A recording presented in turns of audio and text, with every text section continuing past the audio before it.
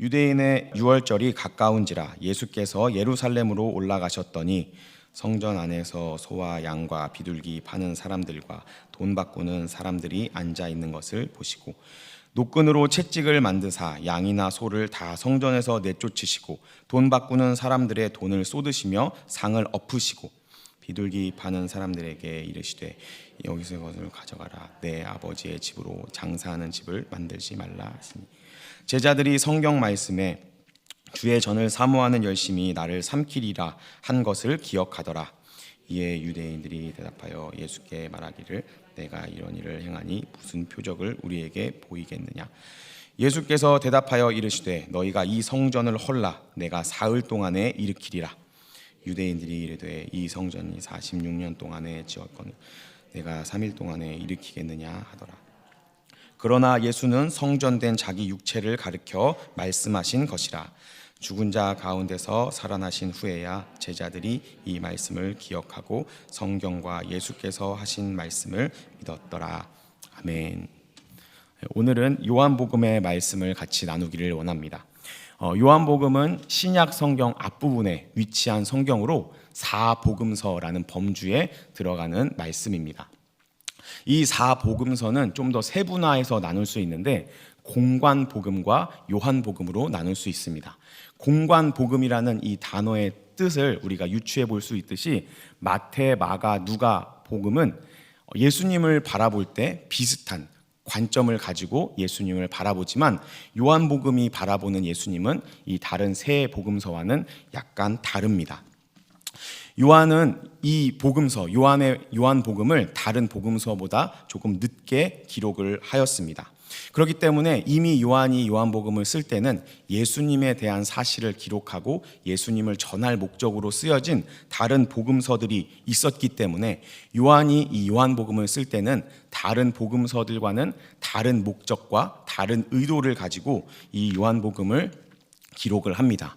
그리고 이 요한복음에 보면 요한이 요한복음을 기록한 목적에 대해서 29장 30절 31절에 이렇게 말하고 있습니다. 제가 읽어드리겠습니다.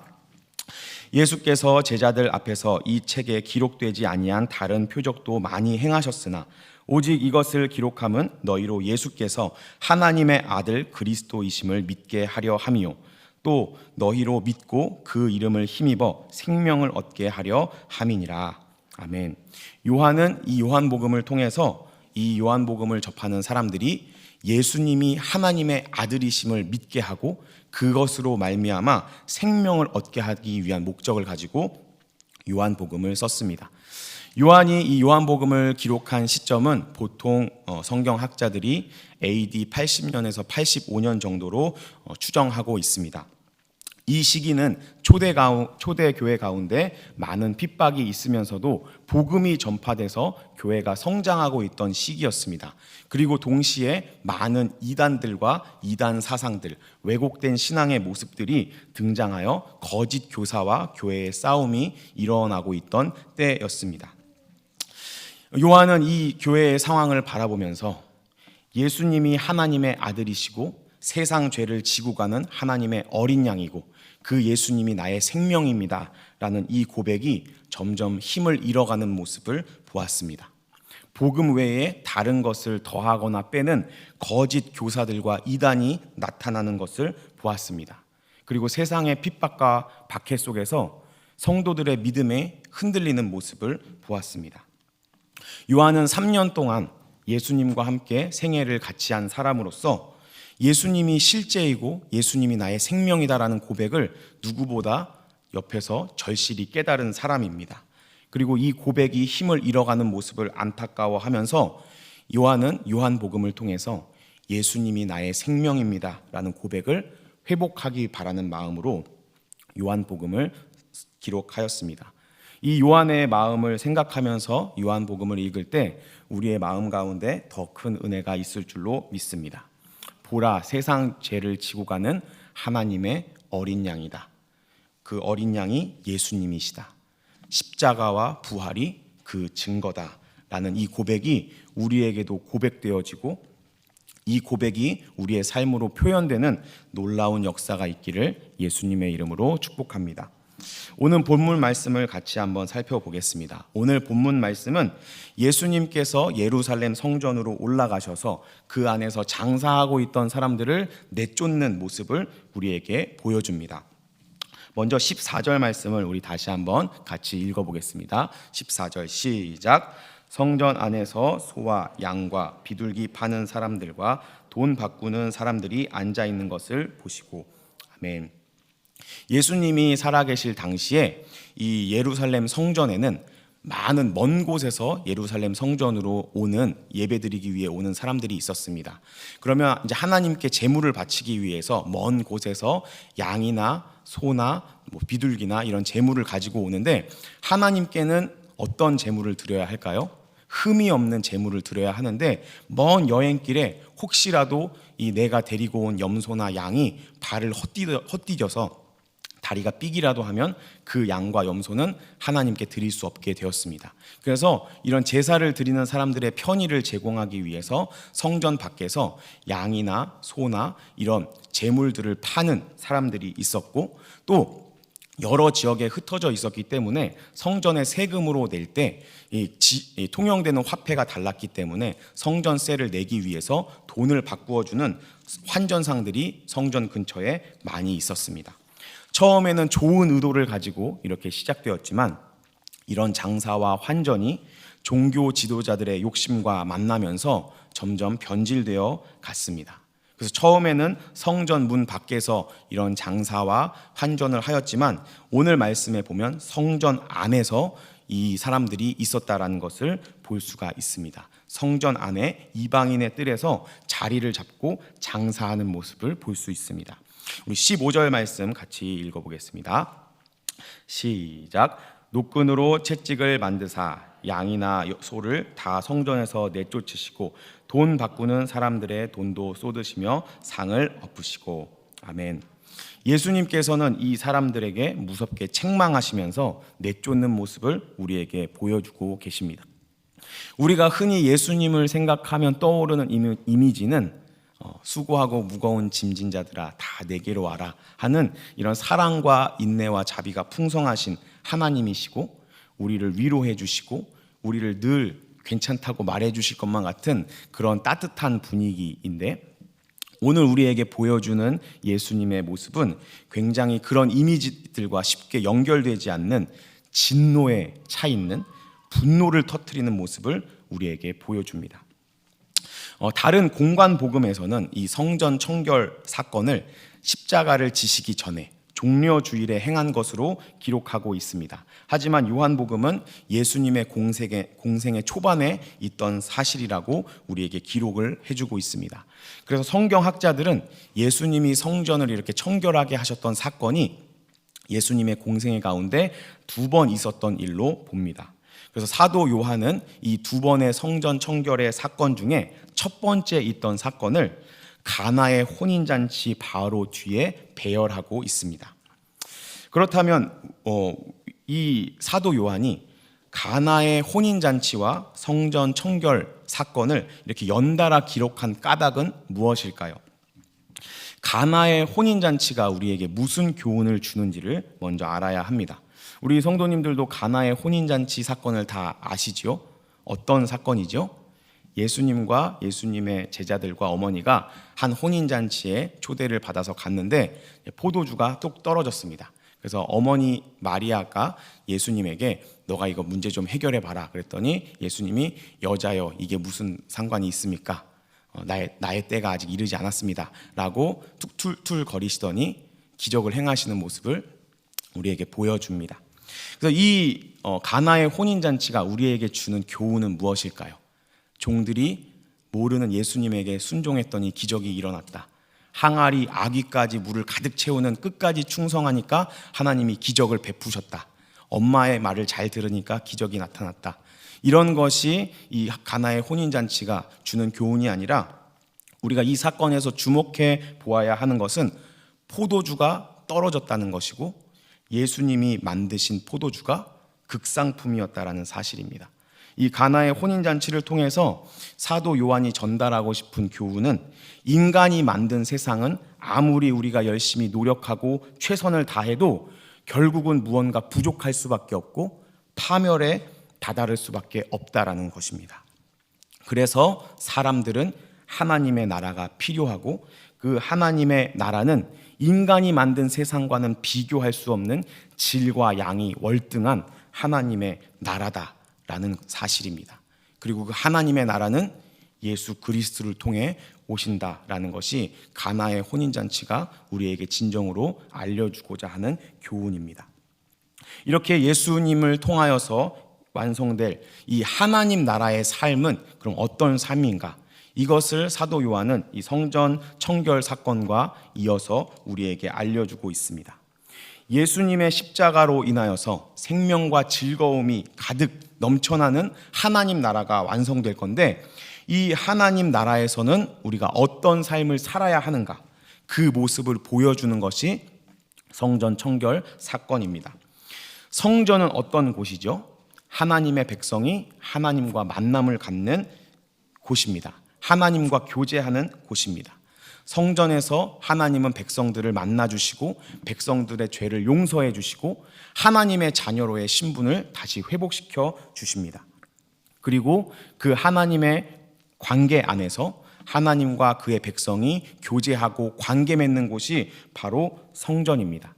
하나님은 성전에 자기 이름을 두시고 자신의 거처를 삼으셔서 그분의 백성들을 만나 주시는 것입니다. 이것을 우리가 좀 더 쉽게 이해하기 쉬운 말로 바꾸자면, 하나님 나라는 예수 그리스도의 보혈로 우리의 죄를 깨끗하게 씻어주시고 우리가 하나님의 자녀의 위치로 다시 회복된다라는 것입니다.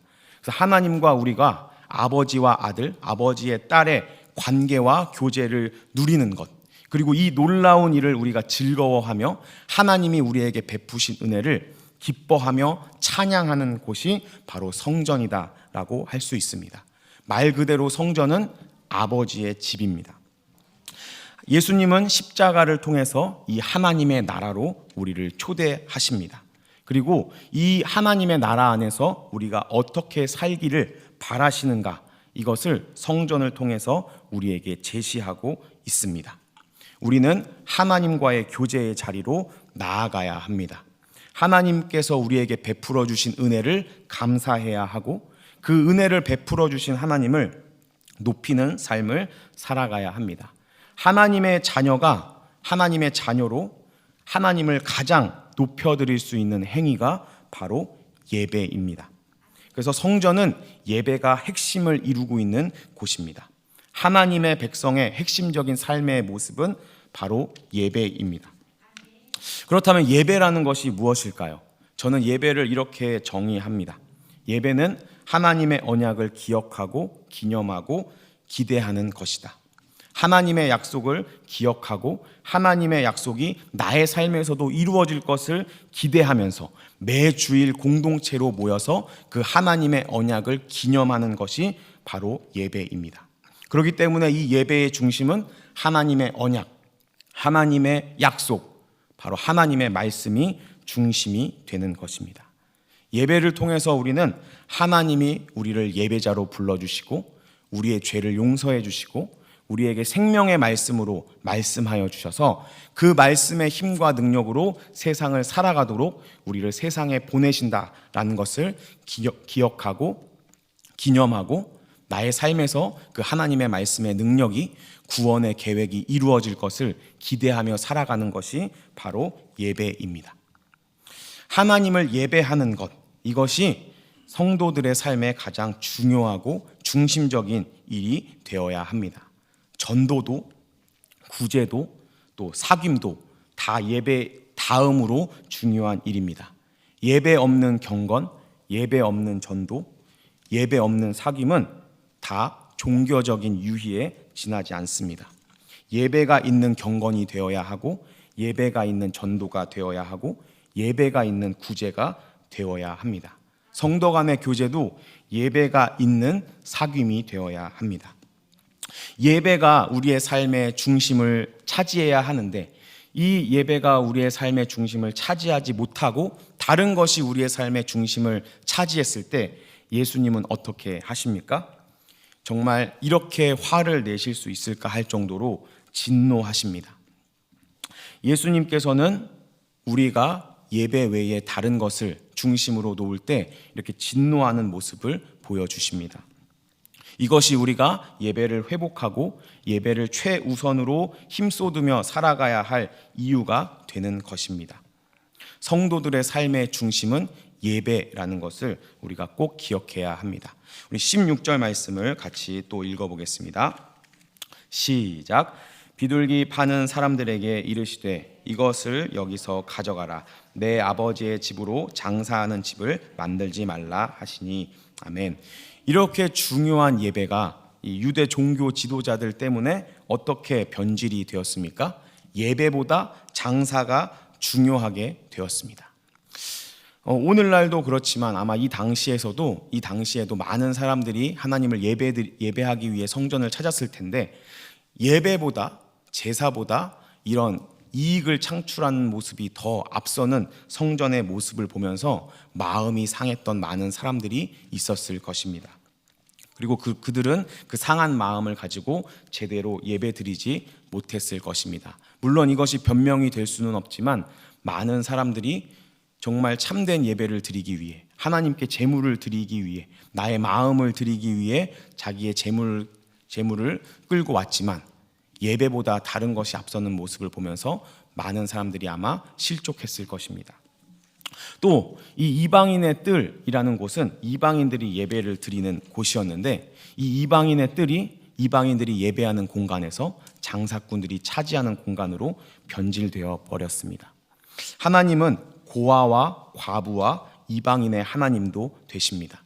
그들의 예배도 받으시기를 원하십니다. 하지만 이들은 사회적 약자라는 이유로 구석에 몰리고 또 이렇게 상황에 따라서 이미 받았던 것마저 뺏겨버리는 그런 안타까운 착취의 상황 가운데 놓여지게 됩니다.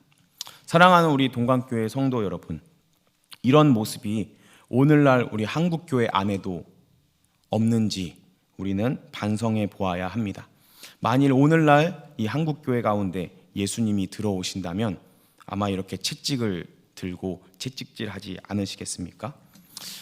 하나님을 위한 예배가 되어야 하고 하나님이 최우선순위가 되어야 하지만 사람들의 편의를 위해서, 사람들이 교회 생활을 편하게 하기 위해서 시작되는 어떤 사역들이 나중에는 올무가 되어서 오히려 예배를 방해하고 그 사역이 우선시 되어 버리는 모습이 한국교회 안에 많이 발견됩니다. 얼른 예배드리고 해야 할 사역들을 감당하는 그런 모습들, 또 주일학교나 청년부에 좋은 예배 환경을 제공하기보다는 교회의 상황과 형편에 맞춰서, 혹은 교회의 예산이 줄어들면 주일학교와 청년부의 예산을 먼저 삭감하는 이런 모습들, 예수님께 채찍을 맞을 만한 일입니다. 예배를 위해서 새롭게 시도되는 그런 순서들도 있지만 그 순서들이 하나님을 기쁘시게 하기 위한 목적이 아니라 인간의 흥미를 자극하기 위해서 세워지는 순서들이라면 그것도 역시 예수님께 채찍 맞을 만한 일입니다. 예배는 결코 경홀히 여겨져서는 안 됩니다. 예배는 흥정의 대상이 아닙니다. 예배는 절대적인 것입니다. 예수님처럼 주의 전을 사모하는 열심이 우리를 삼켜야 합니다. 이 예배에 대해서 말하면서 온라인 예배와 현장 예배에 대한 부분을 이야기하지 않을 수가 없습니다. 사랑하는 우리 동관교회 성도 여러분, 특별히 온라인으로 예배드리는 우리 모든 성도님들께 말씀드립니다. 예배는 결코 경홀히 여겨져서는 안 됩니다. 각자의 상황과 환경이 있기 때문에 온라인으로 예배 드릴 수 있습니다. 하지만 어디에서 예배를 드리든 예배를 대하는 우리의 태도는 결코 타협할 수 없는 부분입니다. 제가 주일학교 사역을 하면서 2년이 넘는 시간 동안 코로나 바이러스로 인해서 온라인으로만 예배 드릴 수밖에 없는 아이들을 많이 봅니다.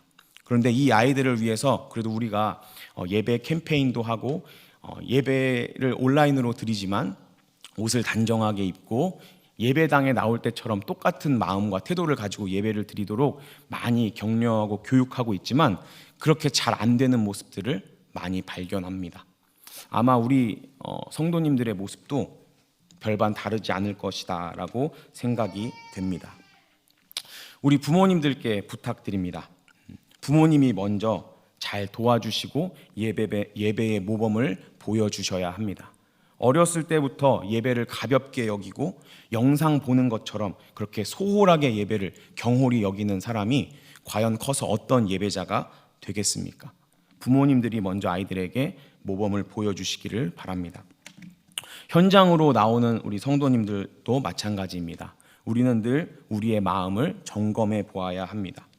이런 어려운 상황 속에서 코로나 바이러스의 위협을 뚫고 내가 그래도 이렇게 예배의 자리를 지켰다라는 것이 나의 신앙의 자존심이나 아니면 나의 우월감이 되어서는 안 됩니다. 예배는 다른 사람들에게 내가 어떤 신앙인인지 보여주는 행위가 아니라 하나님께 드리는 것입니다. 그리고 우리는 이 예배의 자리 가운데 늘 기억해야 할 것은 하나님께서 우리를 예배자로 불러주시지 않았다면 우리는 이 예배의 자리에 나올 수 없었다라는 사실을 반드시 기억해야 합니다. 이렇게 예배의 외적인 방해도 경계해야 하지만 진짜 더 중요한 예배를 망치는 요소가 있습니다. 예레미야 7장을 보면 하나님께서 예레미야에게 예루살렘 성전문으로 들락날락하는 사람들, 예배드리기 위해 성전으로 들락날락하는 사람들을 보면서 책망의 메시지를 선포하십니다. 예레미야 7장 11절 말씀 제가 읽어드리겠습니다. 내 이름으로 일컬음을 받는 이 집이 너희 눈에는 도둑의 소굴로 보이느냐? 보라, 나 곧 내가 그것을 보았노라. 여호와의 말씀이니라. 아멘. 하나님께서는 책망을 하십니다. 그래도 이때의 상황을 보면 이 성전을 들락날락하는 사람들은 그래도 하나님을 기억하고 예배 드리러 나오는 사람들입니다. 아예 하나님을 떠나서 그냥 자기 멋대로 사는 유대인들도 많이 있었지만 이 사람들은 그나마 다행으로 하나님을 기억하고 제사의 자리, 하나님을 예배드리는 자리로 나아오는 사람들인데 하나님은 이들을 향해서 너희가 성전을 도둑의 소굴로 만든다라고 책망하고 계십니다. 그리고 공간복음에 기록된 두 번째 성전 청결 사건 때는 예수님께서 이 예레미야 7장 11절 말씀을 인용하시면서 그들을 책망하십니다. 왜 이 제사를 드리려고 나오는 유대인들을 향해서 하나님께서는 이렇게 호되게 책망을 하실까요? 그것은 예레미야 7장 3절 말씀에 나와 있습니다. 제가 읽어드리겠습니다. 만군의 여호와 이스라엘의 하나님께서 이와 같이 말씀하시되 너희 길과 행위를 바르게 하라. 그리하면 내가 너희로 이곳에 살게 하리라. 아멘. 너희의 길과 행위가 올바르지 않기 때문이다 라고 지적하십니다. 그리고 5절부터 9절을 보면 구체적으로 이 이스라엘 백성들의 삶이 왜 올바르지 않은지 제시하십니다. 이웃 사이에 정의를 행하지 않고 이방인과 과부와 고아를 압제하고 무죄한 자의 피를 흘리고 다른 신들을 쫓고 무익한 거짓말을 의뢰하고 도적질하고 살인하고 간음하며 거짓 맹세하는 그런 삶의 자리를 떠나지 않고 제사만 드리면 복 받는 줄 알고 그렇게 생각하면서 그런 예배를 드리는 자들은 성전을 오히려 도적의 소굴로 만드는 것이다 라고 하나님은 말씀하십니다. 우리가 우리의 삶을 바르게 살려고 하는 노력 없이 단 한 번의 예배로 종교적인 의무를 완수하고 그것으로 나의 영적인 삶의 보장을 받으려고 하는 그런 예배는 성전을 도둑의 소굴로 만드는 행위일 뿐입니다. 예배는 우리의 의무를 수행하는 그런 행위가 아닙니다. 예배를 통해서 하나님을 감동시켜서 우리의 소원을 성취하는 수단이 아닙니다. 예배는 수단이 되어서는 안 되고 우리의 목적과 성도로서의 궁극적인 행위가 되어야 합니다. 예배의 자리를 소홀히 여기고 나의 어떠한 것을 이루기 위해 이용하는 사람들 역시 예수님께서 휘두르시는 채찍에 맞을 사람들입니다. 요한복음으로 다시 돌아와서 요한복음 2장 17절 말씀에 이렇게 말씀하십니다. 제가 읽어드리겠습니다. 제자들이 성경 말씀에 주의 전을 사모하는 열심이 나를 삼키리라 한 것을 기억하더라. 아멘. 주의 전을 사모한다라는 것은 단순히 성전에서 드려지는 예배에만 최선을 다한다라는 의미가 아닙니다. 일상생활에서 온전한 예배가 드려질 수 있도록 정직하고 신실하게 살아가는 노력과 애씀이 있어야 합니다. 실제로 제자들이 이것을 기억하는 이 순간 예수님께서 무엇을 하고 계셨죠? 예배 드리고 기도하고 계셨나요? 찬송하고 계셨나요? 성전에서 장사하는 사람들을 내쫓고 계셨습니다. 우리의 삶 가운데 하나님이 기뻐하시는 예배를 드리기 위해서는 그 교회에서 드려지는 그 한순간을 위해서 일주일간의 삶 속에서 최선을 다해서 말씀에 순종하는 삶의 태도가 필요합니다. 정말 이 하나님의 말씀, 나의 삶 가운데에서도 이루어질 그 하나님의 계획을 신뢰하고 기대하고 그 하나님의 말씀에 순종하고자 하는 열심이 우리 안에 솟아나야 합니다. 그것을 기억하며 살아가는 것이 바로 천국의 삶을 살아가는 성도의 모습입니다. 천국의 삶을 산다고 해서 만사가 다 형통하고 늘 구름 위를 걸어 다니는 것처럼 즐거움 속에서 살아가는 것이 아닙니다. 예배를 위해서 최선을 다하고 노력하면서 살아가는 것, 그리고 예배를 드릴 때는 신령과 진정으로 순전한 마음으로 예배 드리는 것이 진짜 천국의 삶입니다. 천국의 삶이 예배 드리는 삶이다 라고 말씀드리니까 재미가 없고 너무 무겁게만 느껴지십니까? 차라리 그냥 천국이 아니라 이 세상을 살고 싶다라는 그런 마음이 혹시 드십니까? 하지만 막상 이렇게 천국의 삶을 살아가다 보면 거기에서는 세상에서 발견할 수 없는 하나님의 영광이 있습니다. 하나님의 나라가 이루어집니다. 그래서 세상 어디에서도 그 무엇으로도 얻을 수 없는 풍요와 기쁨이 넘치는 하늘의 영광을 누리는 삶을 살게 되는 기적이 그 천국의 삶 안에 있습니다. 가나의 혼인잔치의 교훈이 인간이 만든 세상은 아무리 인간이 열심히 노력한다 하더라도 최선을 다해 준비한다 하더라도 결국엔 무언가 부족할 수밖에 없고 결국에는 파멸로 치닫을 수밖에 없다. 그래서 우리에게는 하나님이 필요하고 그 하나님이 하나님의 뜻과 계획으로 만드실 하나님의 나라는 인간이 만든 세상보다 질과 양이 뛰어난 월등히 뛰어난 나라다. 그리고 그 나라는 예수 그리스도를 통해 온다라는 이 교훈은 이 19절 말씀과도 이어집니다. 19절 말씀 우리 같이 한번 읽어보겠습니다. 시작. 예수께서 대답하여 이르시되 너희가 이 성전을 헐라 내가 사흘 동안에 일으키리라. 아멘. 예수님께서는 이런 예배의 삶을 회복시키고자 십자가에서 보혈을 흘려주셨습니다. 하나님이 아닌 자신들을 위해 드려지는 예배, 또 그 예배가 끝나면 세상 속에서 자기 멋대로 살아가는 그런 예배가 드려지는 성전을 헐라, 참된 예배가 드려지는 성전을 예수님께서 십자가와 부활로 완성하실 것이다 라고 표적을 구하는 성전 지도자들에게 예수님은 대답하십니다.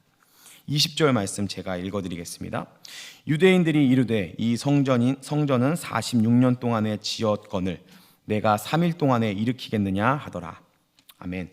이 예수님의 대답을 들은 종교 지도자들과 헤롯 성전의 예배자들은 예수님께 이렇게 대답합니다. 아니 이 성전을 짓는데 46년이나 걸렸는데 네가 어떻게 3일 만에 다시 지을 수 있겠느냐. 사랑하는 우리 동강교회 성도 여러분, 이 성전을 깨끗하게 하시고 성전을 바로 세우기 원하셨던 예수님께서 우리 교회에 와서 동일하게 말씀하신다면 우리는 어떻게 반응할 수 있을까요? 예수님께서 41년의 창립을 맞는 우리 교회에 오셔서 똑같이 하신다면 우리도 예수님께 묻겠죠. 예수님, 이런 일을 하시다니 도대체 어떤 근거를 가지고 어떤 표적을 가지고 우리에게 이런 일들을 행하십니까? 그때 예수님께서는 이렇게 말씀하실 겁니다. 이 성전을 헐라 사흘 동안에 내가 일으키리라. 예수님이 세우고 청결하게 하시고자 하셨던 성전은 건물이 아니라 예수님이 성전된 성도입니다. 죽고 부활하신 예수님을 중심으로 하는 하나님의 나라입니다. 사랑하는 우리 동강교회 성도 여러분, 우리가 참되게 예배하면서 예배자로 서기를 원하십니까? 예배가 회복되어야 합니다. 하나님께 연락되는, 하나님께서 기쁘게 받으시는 예배를 드리고 싶으십니까? 나 자신을 위해 드리는 예배가 아니라 하나님을 위해 드리는 예배의 순전한 의도를 회복하여야 합니다. 예배를 위해 일주일의 삶을 준비하며 살아가야 합니다. 하나님 나라를 이 땅 가운데 확장시키기를 원하십니까? 우리 교회에서 드려지는 예배가 이런 예배가 되어야 합니다. 이런 예배가 드려지는 우리 교회가 될 때 우리의 이 교회를 통해 하나님의 나라가 확장될 줄로 믿습니다. 우리의 모임이 교회인지 도적의 소굴인지는 우리가 어떻게 예배하느냐에 달려 있습니다. 말씀을 정리하겠습니다. 22절 말씀에 이런 말씀이 기록되어 있습니다. 제가 읽어드리겠습니다. 죽은 자 가운데서 살아나신 후에야 제자들이 이 말씀하신 것을 기억하고 성경과 예수께서 하신 말씀을 믿었더라. 아멘. 예수님과 함께 동거동락했던 제자들도 예수님과 함께 예수님의 목전에서 이 말씀을 직접 들었을 때는 이것이 무슨 말씀인지 깨닫지 못했다라고 우리에게 알려줍니다. 예수님께서 죽으시고 부활하신 후에야 성경과 예수님이 하신 말씀을 믿었다라고 우리에게 알려줍니다. 우리가 말씀을 들으면서 흔하게 빠지는 착각이 하나 있습니다. 그것은 내가 듣고 거기에 동의하고 그 들은 사실을 기억하면 내가 그렇게 살고 있다라고 착각하는 것입니다. 듣고 그 말씀에 내가 동의한다면 내가 그대로 살고 있구나라고 생각하는 착각입니다. 하지만 야고보서에 보면 누구든지 말씀을 듣고 행하지 아니하면 거울로 자기 생긴 얼굴을 보는 사람과 같다라고 말씀하십니다. 우리가 듣고 끝나는 것이 아니라 행동해야 하고 하나님 앞에 올바른 예배자로 서야 할 줄로 믿습니다. 사랑하는 우리 동관교회 성도 여러분, 우리의 예배가 회복되기를 간절히 소원합니다. 하나님의 구원의 계획을 기억하고 기념하면서 이 하나님의 구원의 계획이 나의 삶에서도 반드시 이루어지는 것을 기대하면서 하루하루 살아가는 우리 모두가 되기를 소망합니다. 그리고 이 삶의 자리 가운데 이 약속을 기억하기 때문에 나의 인생의 오르막길에든 내리막길에든 세상이 뺏을 수 없는 기쁨과 세상이 줄 수 없는 평안함을 누리는 예배자의 삶을 살아가는 우리 모두가 되기를 축복합니다. 왜냐하면 하나님은 반드시 우리를 구원하실 것이고 하나님은 우리를 그 하나님의 나라로 반드시 인도하실 것이기 때문입니다.